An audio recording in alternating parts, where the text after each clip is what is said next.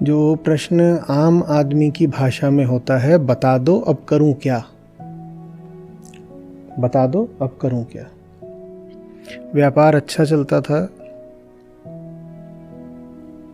फिर व्यापार में मन लगना बंद हो गया, व्यापार ठप पड़ रहा है, लेकिन फिर भी मन नहीं लग रहा उसमें, और मन नहीं लेकिन लग रहा, तो अब घर में हालत ख़राब हो रही है। बताइए करूं क्या। न काम में मन लगता, न बच्चों की दुर्दशा देखी जाती। बताइए करें क्या। प्रश्न क्या बना, करें क्या। ठीक है। नौकरी मिल रही है, लेकिन मैं तो लेखक बनना चाहता हूं। बताइए करें क्या। प्रेम हो गया है, पर उसकी जाति दूसरी है, घर वाले विरोध कर रहे हैं। बताइए करें क्या। आपकी बातें सब समझ में आती हैं, फिर भी सोया पड़ा रहता हूं। बताइए करें क्या। तो ये प्रश्न मेरे लिए पिछले 15 साल का है, लेकिन मानवता के लिए समय के पहले दिन से है ये प्रश्न। जैसे इंसान पैदा हुआ और उसने पहली अपनी अंगड़ाई और पहली अपनी श्वास और चेतना में अपने पहले विचार के साथ पहला प्रश्न ही यही पूछा, करें क्या। यही सवाल हम तब से पूछते चले आ रहे हैं। करोड़ों नहीं तो लाखों साल तो हो ही गए। करें तो करें क्या। तो जब ये सवाल इतना ज्यादा पूछा गया कि करें तो करें क्या, करें तो करें क्या, तो विचारकों ने कहा गंभीर सवाल लगता है भाई, जिसको देखो वही इसी प्रश्न से ग्रस्त है, यही समस्या सबकी, करें तो करें क्या। तो उन्होंने फिर कहा कि देखते हैं, थोड़ा समझने दो माजरा क्या है। तो उन्होंने देखा, समझा, बातचीत करी होगी, खूब ध्यान से देखा होगा जीवन को, मनुष्य के चित्त को समझने का प्रयास किया होगा, इधर उधर जाके तरह के प्रयोग करे होंगे, फिर आपस में मंत्रणा करी होंगी, चर्चाएं करी होंगी। तो उन चर्चाओं में उनके लिए जो बात निकल के आई, बोले देखो लोग सब पूछने आते हैं करें तो करें क्या, पर कोई ये नहीं बताता है कि तुमने कर ही क्या रखा है। क्योंकि शुरुआत मुद्दे की यहां से नहीं हो सकती कि बताइए अब आगे क्या करें।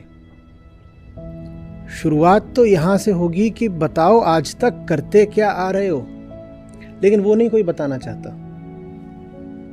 आज तक करते क्या चले आ रहे हो, ये कोई नहीं बताना चाहता। और ये बताना बहुत ज़रूरी है, क्योंकि जो तुम आज तक करते चले आ रहे हो, अगर वो ठीक ही होता तो आज तुम्हें ये पूछने की ज़रूरत नहीं पड़ती कि बताइए आगे करें क्या। तो निश्चित रूप से फिर समस्या ये नहीं है कि तुम नहीं जानते कि आगे क्या करना है। समस्या ये है कि तुमने आज तक का जीवन बिना कुछ जाने पर करते हुए जिया है। जाना कुछ नहीं, करा खूब। समस्या ये है, पर उस समस्या की तुम बात नहीं करना चाहते। आप हमें बताना ही नहीं चाहते कि आप अपनी इस स्थिति में फंस कैसे गए। आप बस ये पूछ रहे हो अब बता दो क्या करना है। और जिस चीज ने आपको आपकी वर्तमान स्थिति में फंसा दिया है, वो चीज आपके अंदर है। तो अगर हम आपको बता भी देंगे आगे करना क्या है, तो आपके अंदर जो आपको फंसाने वाली चीज बैठी हुई है, वो तो बैठी ही रह गई, वो तो हटी नहीं ना। तो हमने एक बार को किसी तरह आपको आपकी समस्या से राहत दिला भी दी, तो 5-7 रोज बाद फिर क्या पाएंगे हम। आपने फिर किसी नए तरीके से अपने आप को समस्या में डाल लिया। कोई भी स्थिति आएगी जीवन की, वो आपके लिए समस्या बन जाएगी। 5 दिन में नहीं तो 5 महीने बाद, पर फंसोगे फिर से। समझ आ रही बात। तो जब आम आदमी इसी समस्या से त्राहिमाम कर रहा था कि हम नहीं जानते कि जिए कैसे। हर पल निर्णय की घड़ी होता है और हर पग पर चौराहे मिलते हैं, और हमें नहीं समझ में आता निर्णय किधर का करें। तो विचारकों ने, ऋषियों ने, ध्यानियों ने क्या कहा, पहले हम देखते हैं कि तुम्हारे आज तक के निर्णय कैसे हुए, पहले हम देखते हैं कि तुमने आज तक जीवन कैसे जिया है। तो उन्होंने फिर खोज करनी शुरू करी, जैसा अभी हम कह रहे थे, और उनके सामने खोज में जो परिणाम आए वो मैं आपको उस भाषा में बता देता हूं जिससे आप परिचित हैं। उनके जो परिणाम आए वो उसको शास्त्रीय भाषा में व्यक्त करते हैं, पर मैं आपसे हमारी, आपकी जो मिट्टी की, ज़मीन की सरल भाषा उसमें कह देता हूँ, और उस भाषा से आप पहले से ही वाकिफ़ हैं। उन्होंने कहा तुम आज तक जो कुछ करते आए हो ना,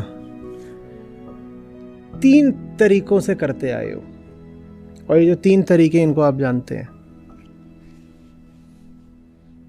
तुमने आज तक जो निर्णय लिए हैं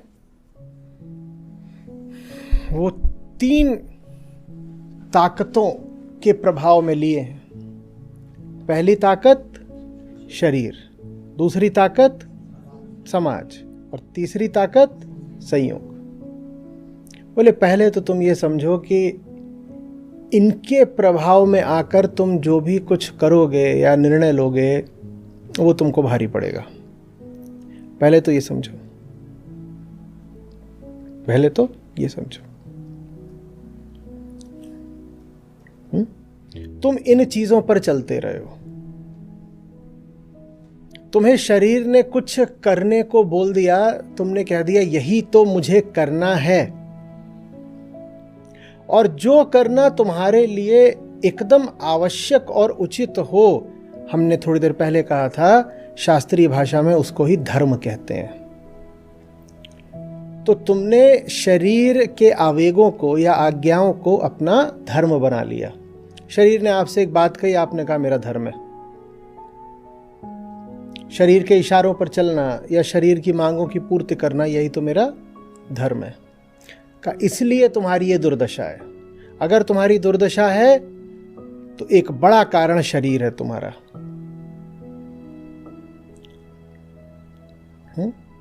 शरीर माने वो सब कुछ जो आपकी साधारण जैविक वृत्तियों से उठता है।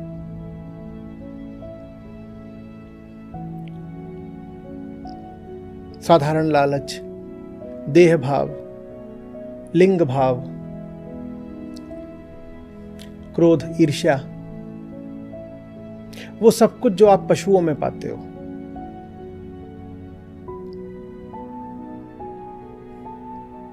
तमसा, शरीर इतना ही मांगता है ना, खाओ पियो पड़ जाओ। आप किसी भी पशु को खूब खिला पिला दीजिए, फिर देखिए उसमें कोई उत्साह नहीं रह जाता घूमने फिरने का भी। घूमने फिरने के पीछे भी ज्यादा उसकी प्रेरणा यही रहती है कि शिकार मिल जाएगा। आप किसी पशु को इधर उधर घूमता देख रहे हैं तो संभावना कम ही है कि वो आनंद में टहल रहा होगा। हो सकता है पर संभावना कम है। अगर आप किसी पशु को इधर उधर घूमता देख रहे हैं और वो कभी दाएं देख रहा है कभी बाएं देख रहा है, तो संभावना ज़्यादा यही है कि वो भूखा है, वो तलाश रहा है कि कुछ खाने को मिल जाए।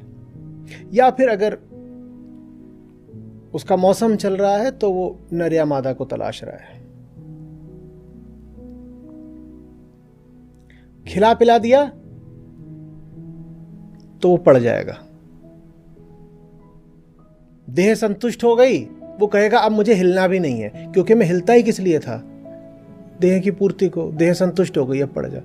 तो यही काम आप मनुष्यों में भी पाते हो। देह संतुष्ट हो गई, आप गिर जाते हो, आप कहते हो अब कुछ करना ही क्यों है। पैसा आता, आदमी मोटा होने लग जाता है, हिलना ही क्यों है। समझ में आ रही बात। आप थोड़े ही निर्णय कर रहे हो, आपका शरीर आपसे निर्णय करा रहा है और आप शरीर की आज्ञाओं का अंधानुकरण कर रहे हो। ये देह धर्म है, देह धर्म का पालन कर रहे हो, इसलिए दुख पा रहे हो। दूसरी चीज उन्होंने जब खोज करी तो उन्होंने पाई कि दूसरी चीज जिसका तुम बहुत पालन करते हो वो है समाज की आज्ञाएं। और समाज माने कोई व्यक्ति तो होता नहीं, समाज माने कौन? तुमसे कहा जाए जाओ समाज को लेकर आओ, किसको लेकर आओगे? समाज तो कुछ नहीं है। तो समाज का अर्थ ही होता है एक परंपरा, एक सिद्धांत।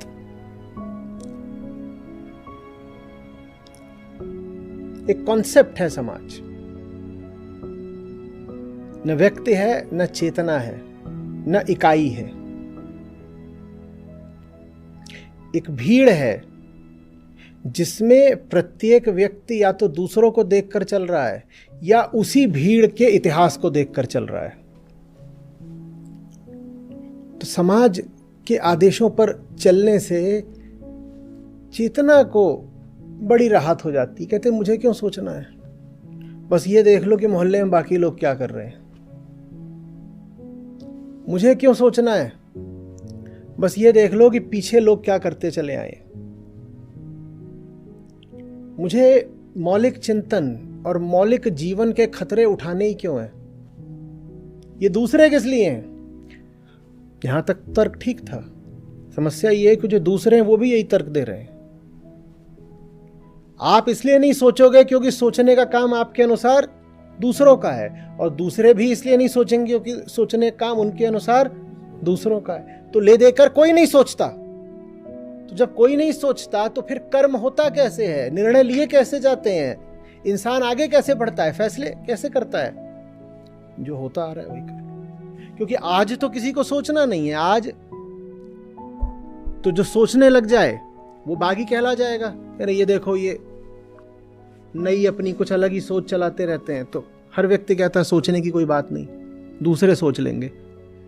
जाओ भाई सबसे मशवरा करके आओ। कोई भी फैसले की बात होती तो क्या देते हैं, जाओ सबसे पूछ के आओ। कभी देखा है ऐसा? 15 लोग हों, उनमें से किसी से पूछने जाओ तो बोलेगा जाओ बाकियों की राय ले लो। और बाकी किसी के पास जाओ तो क्या बोलेगा? जाओ बाकियों की राय ले लो। ये आमतौर पर ऐसे संगठनों या संस्थाओं में ज़्यादा होता है जहां हर आदमी बस किसी तरह अपने आप को बचाना चाहता है। कोई भी व्यक्ति जिम्मेदारी नहीं लेना चाहता क्योंकि सबको लगता है कि बंधा बंधाया काम है, बंधी बंधाई तनख्वाह है, सब बंधा बंधाया चल रहा है जैसे सरकारी जगहों पे होता है। तो काहे के लिए फटे में टांग डालनी? सब दूसरा देख लेगा, दूसरा देख लेगा। ले देखे कोई कुछ नहीं देखता और जैसा चला आ रहा था वैसे ही चलता रहता है। क्योंकि निर्णय का अर्थ होता है पुरानी धारा को बदलना, या तो प्रवाह की दिशा मोड़ देना, या प्रवाह में बल जोड़ देना, या प्रवाह को क्षीण करना। ये सब होता है निर्णय का मतलब।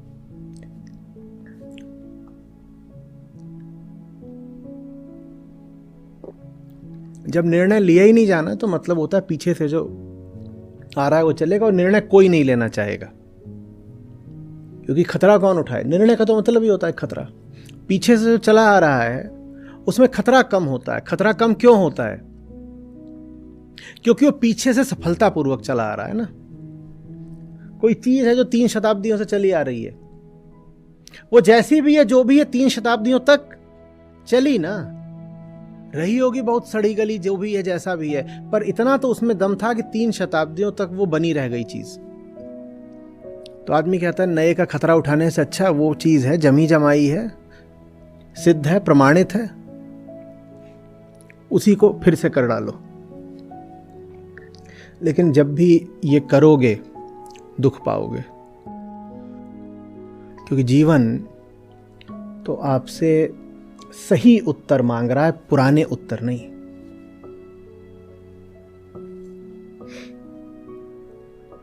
जीवन आपसे सही उत्तर मांग रहा है, पुराने उत्तर नहीं मांग रहा है। अब पुराने उत्तरों में बात यह है कि वे कम से कम कुछ हद तक तो सही लगते हैं, सिर्फ इसलिए क्योंकि वे पुराने हैं। नए उत्तर में खतरा होता है कि चूंकि वो नए हैं, माने मौलिक हैं, तो पूरी तरह से गलत भी सिद्ध हो सकते हैं। हम वो खतरा उठाने से डरते हैं, तो हम पुराने उत्तर को ही आज चिपका देते हैं जीवन की उत्तर पुस्तिका में। नतीजा असंतुष्ट करता है हमको। जब नतीजा असंतुष्ट करता है तो फिर हम ज्ञानियों के पास भागे भागे जाते हैं, क्या पूछने? बताओ करें क्या? जो चल रहा है वो ठीक नहीं चल रहा, बताओ करें क्या? ज्ञानी पूछते, आज तक क्या करते आए हो? बोले, आज तक जो पुराने जवाब थे उनको नए सवालों के आगे चिपकाते आए हैं। ये तो गजब कर दिया तुमने। पुराने जवाब रट लिए हैं गणित के, और नए नए सवाल हैं गणित के, और जाकर के वही पुराने जवाब, ये भी नहीं देख रहे कि सवाल पूछा क्या जा रहा है। थोड़ा बहुत देखा देखा, ये तो सुना सुनाया सवाल लग रहा है, शायद ये उस पुराने सवाल से मिलता जुलता सवाल है, तो लो उसका जवाब यहां भी लगा दो। कोई कभी चलेगा क्या? वो नहीं चलता। जब नहीं चलता तो कष्ट मिलते हैं तरह तरह के। जिंदगी में तनाव आता है, सूनापन आता है, असफलता का भाव आता है, व्यर्थता का भाव आता है। जब व्यर्थता का भाव आता है, भीतर फिर अपना विश्वास टूटता है, समझ में नहीं आता। कहते हम तो जो करते आए हैं वो चला नहीं, तो जाओ अब किसी और से पूछ लो कि क्या करना है। किसी और से भी पूछने इसीलिए जाते हो क्योंकि किसी और से ही पूछने की आदत बन गई है। लेकिन जिससे अब पूछने गए हो, अगर वो किसी तरह से जानकार है, ज्ञानी है, तो वो आपको नहीं बताएगा करो क्या, वो कहेगा अभी तक जो करा है सबसे पहले उसको थामो। ये तुम्हारे पुराने ढर रहे हैं, अगर यही चलते रहे तो जीवन में कुछ नहीं बदलेगा। तो शरीर धर्म और उसके बाद समाज धर्म, इन दोनों धर्मों पर नहीं चलना है। शरीर जो बता दे वो धर्म नहीं हो गया आपका। शरीर ने कह दिया चलो खाओ, अरे भाई 4 और लोग हैं जो ज्यादा भूखे हैं। शरीर लेकिन दूसरे की भूख अनुभव तो कर ही नहीं सकता, ये संभव ही नहीं है। आपके सामने कोई बहुत भूखा भी व्यक्ति बैठा हो, आप कितनी भी करुणा रख लीजिए, लेकिन उसकी भूख है, आप अपने पेट में नहीं अनुभव कर पाएंगे। तो शरीर तो बोलेगा खाओ। ये शरीर धर्म है, इसका पालन नहीं करना है। समाज धर्म क्या है? जो चला आ रहा है उसी को आगे बढ़ाओ। न कोई अपनी सोच होनी चाहिए, ना कोई मौलिक चेतना होनी चाहिए। तुम कुछ हो ही नहीं, तुम्हारी कोई निजी दृष्टि है ही नहीं, तुम्हें देखने, सोचने, समझने, सुनने का अधिकार ही नहीं है। यह समाज धर्म है। समाज धर्म कहता है कोई भी चीज ठीक इसलिए है क्योंकि वो हमेशा ठीक मानी गई। तो शरीर धर्म पर नहीं चलना है, इस ऐसे समाज धर्म पर नहीं चलना है। समाज धर्म को आप समूह धर्म भी बोल सकते हो, समुदाय धर्म बोल सकते हो, समय धर्म बोल सकते हो, क्योंकि अतीत से आता है, जैसे भी बोलना चाहो।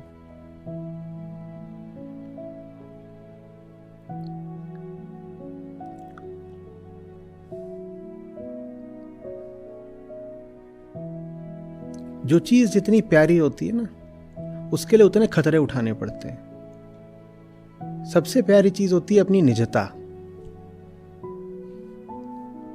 और वो तो खतरों पर चल के ही मिलती है। भीड़ में सुरक्षा का भरोसा आ जाता है भाई। कहीं इकट्ठा हो गए हो 500,000 या 50,000 लोग, वो सब प्रफुल्लित हो जाते हैं। उनको लगता है देखो सब हमारे ही जैसे हैं, लगता है हम बच गए। जो होगा अब सबके साथ होगा ना, मैं अकेला नहीं मरूंगा।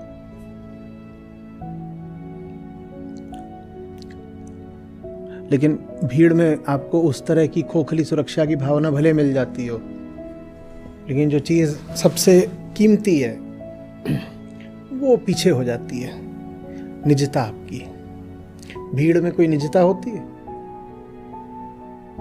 भीड़ में सुरक्षा होती है, कुछ निजी कहाँ होता है भीड़ में, बताओ? होता है? भीड़ का चयन करने का मतलब ही है अपनी निजता का सौदा कर लेना।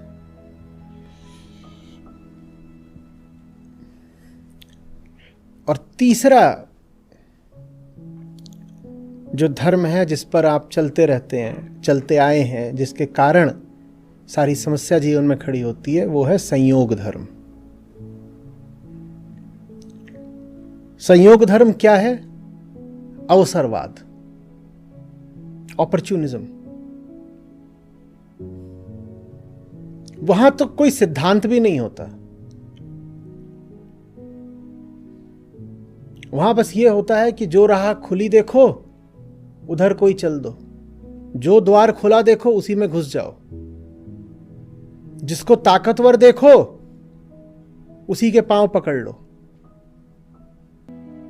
जिस विचारधारा को छाता देखो उसी विचारधारा को स्वीकार कर लो, जो चलन देखो उसी चलन के हो जाओ। यह संयोग धर्म है। समाज धर्म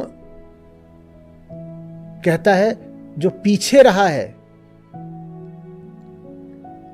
उसका अनुसरण कर लो, और संयोग धर्म कहता है जो अभी चारों तरफ चल रहा है बस चुपचाप उसी धारा में बह लो।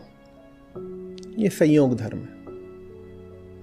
कोई पूछे फलाना काम क्यों किया? क्योंकि आजकल यही तो हो रहा है। अब आजकल जो हो रहा है वो तो एक संयोग है, हो सकता है न भी होता। तुम्हारे यहाँ हो रहा है, 100 मील दूर चले जाओ, किसी दूसरे देश चले जाओ तो वहां नहीं हो रहा है, पर आपने संयोगवश जो होते देखा आप भी वैसा ही करने लग गए। ये संयोग धर्म है। क्यों ऐसे कपड़े पहनते हो? क्योंकि सब ऐसे पहनते हैं। अच्छा, उत्सव मनाना इस तरीके से क्यों मनाना है जैसे मनाने की सोच रहे हो? क्योंकि आजकल ऐसा ही चलता है, आजकल ऐसा ही चलता है। जो चलता है वही करना संयोग धर्म है।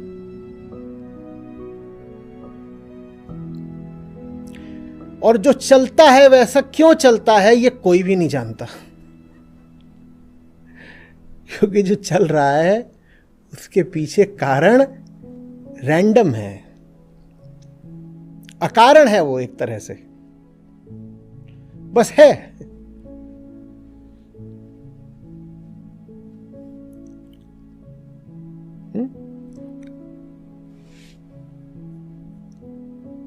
क्यों खा रहे हो मांस? मेरे परिवार में सब खाते हैं तो मैंने खाना शुरू कर दिया। और तुम्हारे परिवार में तो कोई नहीं खाता, तुम क्यों खा रहे हो? नहीं, मैं हॉस्टल आ गया था, हॉस्टल में सब खाते थे तो मैंने खाना शुरू कर दिया। अच्छा, तुम ठीक आदमी लग रहे हो, तुम क्यों नहीं खाते? नहीं, मेरे परिवार में कोई नहीं खाता इसलिए मैं भी नहीं खाता। ये तीनों ही किस धर्म का पालन कर रहे हैं? संयोग धर्म। और जो संयोग धर्म का पालन करेगा, खोजियों ने पाया कि वो दुख में रहेगा।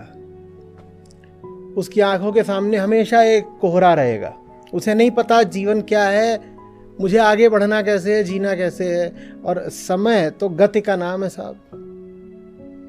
समय का मतलब ये है कि मामला आगे बढ़ रहा है, लगातार गति हो रही है और आगे बढ़ रहा है, और तुम जिंदा हो तो तिनके की तरह धारा में बह नहीं सकते। तुमसे सवाल पूछे जाते हैं, अच्छा जी आगे कहाँ जाना है, और आपके पास कोई जवाब होता नहीं।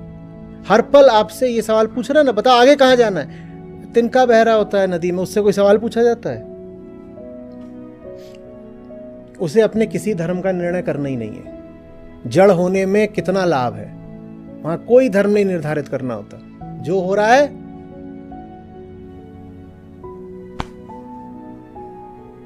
पर आपसे तो सवाल पूछे जाएंगे। और वो सवाल चुभते हैं, चिढ़ाते हैं, क्योंकि हमारे पास कोई जवाब, हमारे पास कोई आधार भी नहीं है, हमारे पास कोई क्राइटेरिया नहीं है जिसके आधार पर हम जवाब तय कर सकें।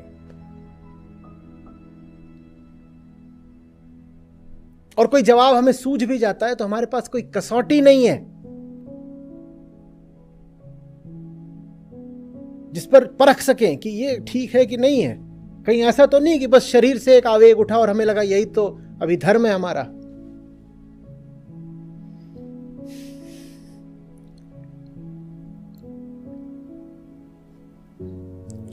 पढ़ाई कर रहे थे, पढ़ाई छोड़ दी। क्यों पढ़ाई छोड़ दी? प्रेम हो गया। प्रेम तो बड़ी बात होती है ना। वो प्रेम है कि शरीर धर्म है, तुम्हें कैसे पता? तुम्हें कैसे पता? तुमने जानना भी चाहा, लेकिन एक निर्णय ले लिया ना बड़ा। क्या निर्णय ले लिया? पढ़ाई छोड़ देनी है।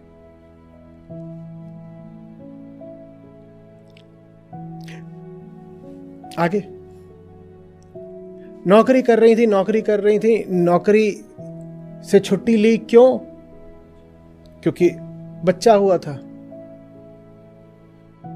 और बच्चा अब थोड़ा बड़ा भी हो गया है तो भी नौकरी पे वापस नहीं आई। क्यों? अरे बच्चे का भरण पोषण भी तो करना है, उसका ख्याल रखना होता है, बच्चा छोटा है। यही तो हमारा कर्तव्य है। आपको कुछ पता है कि वो बच्चे के प्रति आपका प्रेम है या बस ये एक शरीर धर्म है? अब आप पड़े रहो घर पे, 5 साल बाद अकुलाओगे और 5 साल बाद उठ के आओगे और कहोगे क्या करूं, जिंदगी बड़ी बेरौनक है, ऐसा लगता है एक अंधी गुफा में कैद हूं। क्योंकि जो निर्णय लिया था वो आपकी समझबूझ से नहीं आ रहा था, वो आपके शरीर से आया था और आपने शरीर को ही मालिक बना लिया। प्रकृति ये सब करती है, सब प्राणियों में। माँ के शरीर में बच्चे के प्रति वो एक भाव बनाकर रखती है। वो भाव बहुत पुराना है, वो प्रागैतिहासिक भाव है और उस भाव से लाभ भी रहे, बच्चों की रक्षा होती रही है। माँ के शरीर में बच्चे के प्रति जो भाव उठता है वो भाव अच्छा रहा है, उससे बच्चे की रक्षा हो जाती रही है। पर वो भाव तब तक आवश्यक था ना जब तक बच्चे की रक्षा करने के और साधन नहीं उपलब्ध थे। वो 1 लाख साल पहले भाव ठीक था अगर आता था। आज आपको वही भाव आ रहा है तो भाव बहुत गैर जरूरी है और घातक है, लेकिन ये आपने देखा नहीं। शरीर की लहर को ही अपना धर्म बना लिया।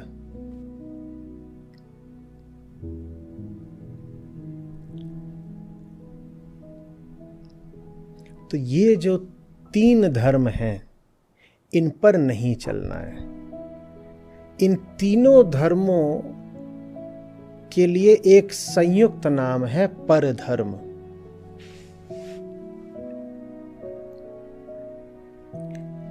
शरीर से जो धर्म उठता है, धर्म माने क्या? करो, ये तुम्हारा कर्तव्य है। शरीर सिखाने लग जाता है ऐसा करो, ऐसा करो, ऐसा करो। शरीर जो कर्तव्य सिखाए उसको धर्म नहीं मान लेना है, तो शरीर धर्म पर नहीं चलना है। समाज जो कर्तव्य बता दे उसको नहीं मान लेना है, तो समाज धर्म पर नहीं चलना है।